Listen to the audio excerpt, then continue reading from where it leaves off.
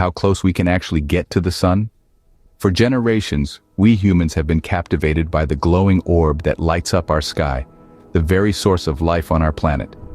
This celestial body has been the subject of countless myths, stories, and scientific studies. Its importance cannot be overstated. It's the sun that provides the energy that fuels our world, heating our homes, growing our food, and even powering our technology. But the sun remains, in many ways, a mystery.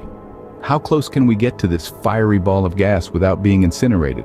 How does its intense heat and radiation affect space travel? And what can closer examination of the sun tell us about the universe and our place within it? It is this burning question that has driven so many to study the sun, to explore the possibilities and face the dangers. It seems like a simple question, but the answer is far from straightforward. To understand how close we can get to the sun, first we need to comprehend just how hot the sun is. Now, imagine the hottest day you've ever experienced and multiply that heat by a factor so large, it's almost beyond comprehension. That's the sun for you. The sun is a ball of hot, glowing gases. It has several layers, each with its own unique characteristics and temperatures. The innermost layer, the sun's core, is the hottest. It's here that the temperature reaches a staggering 15 million degrees Celsius. This is where nuclear fusion takes place, converting hydrogen into helium and releasing a tremendous amount of energy in the process. Moving outward, we encounter the photosphere. This is the visible surface of the sun that we see when we look up at the sky. The temperature here is a relatively cooler 5,000 degrees Celsius. Still, that's hotter than anything we've ever experienced on Earth. Beyond the photosphere lies the chromosphere, a layer that can only be seen during a solar eclipse. It's a bit cooler than the photosphere, but don't be fooled. The temperature starts to rise as we move further out, reaching up to 20,000 degrees Celsius in the sun's outermost layer, the corona. Now, you might be wondering how the sun's intense heat affects spacecraft. In simple terms, it's like placing an ice cube in an oven. Without proper shielding, a spacecraft would simply melt and evaporate before it could get anywhere near the sun. The heat is so intense that it could vaporize metal, making it one of the most inhospitable places for any form of exploration. But we humans are tenacious, aren't we? We've developed technology to withstand these extreme conditions, creating heat shields that can protect spacecraft from the sun's scorching temperatures. However, these shields have their limits, and the closer we get to the sun, the more challenging it becomes to protect our spacecraft from its fiery fury. So the sun's extreme heat is one major hurdle we face in our journey towards it. Another challenge we face in approaching the sun is the solar wind. This isn't your typical gust of wind you'd experience on a breezy day. No, the solar wind is a stream of energized, charged particles, primarily electrons and protons, flowing outward from the sun at incredible speeds, sometimes reaching up to 1,000,000 miles per hour. These particles are emitted by the sun's outermost layer, the corona. They are so energetic that they can escape the sun's gravitational pull and rush out into space, forming a kind of celestial tempest. This steady outpour of particles fills the solar system with a thin, hot, and electrically charged gas known as plasma. So, how does this solar wind affect our spacecrafts, you might ask? Well, let's dive into that. The solar wind carries with it the sun's magnetic field. This magnetic field can interact with a spacecraft's electronics, potentially causing malfunctions or even complete system failures. Imagine this. You're driving your car, and suddenly a hailstorm starts. The hailstones relentlessly pounding on your vehicle can cause damage, right? Now replace those hailstones with charged particles traveling at 1,000,000 miles per hour, and replace your car with a spacecraft. That's the kind of storm our spacecrafts have to weather when they venture close to the sun. Moreover, the solar wind doesn't blow at a constant speed. It has fast and slow streams. When a fast stream catches up with a slower one, it creates a turbulent region, much like the rapids in a river. These turbulent regions can cause sudden and dramatic changes in the solar wind speed and density, adding another layer of unpredictability and danger to our sun-approaching missions.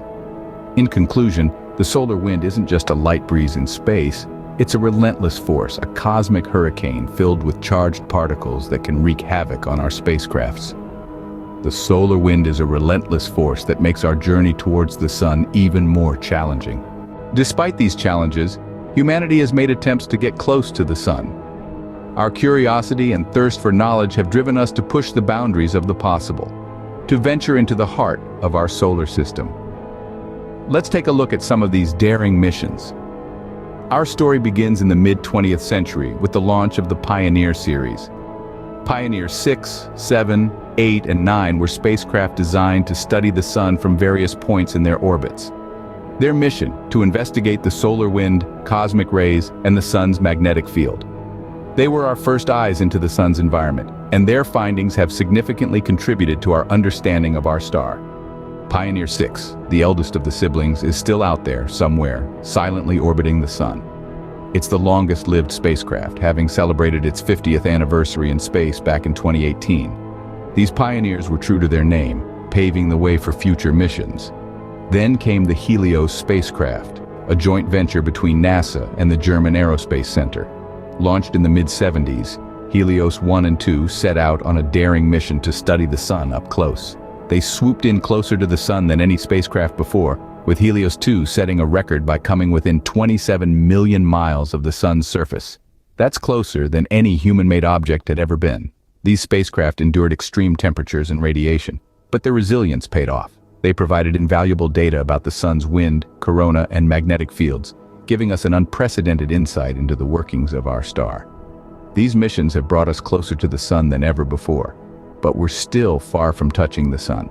As we continue to push the boundaries of space exploration, who knows what new discoveries await us in the heart of our solar system? Our journey towards the sun is far from over, and the future promises even more exciting adventures. So, what does the future hold for our attempts to get close to the sun? Well, the future is as bright as the sun itself. There are some exciting missions on the horizon that are set to propel us closer to our burning star than ever before. Let's take a look at a few of these. First up, we have the Parker Solar Probe. This is a NASA mission that's set to revolutionize our understanding of the sun. Named after solar astrophysicist Eugene Parker, the probe is designed to plunge into the sun's outer atmosphere, or corona, and literally touch the sun.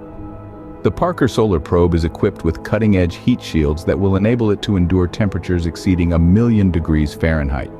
This mission will provide us with unprecedented data about the sun's magnetic fields and solar wind, and may help us predict solar storms that can impact life on Earth.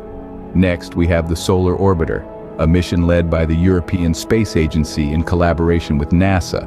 This spacecraft will take a unique route to observe the sun's poles, an area never seen before. This mission will offer us a new perspective on the sun, helping us understand how it influences the heliosphere, the vast bubble of charged particles blown by the solar wind into the interstellar medium.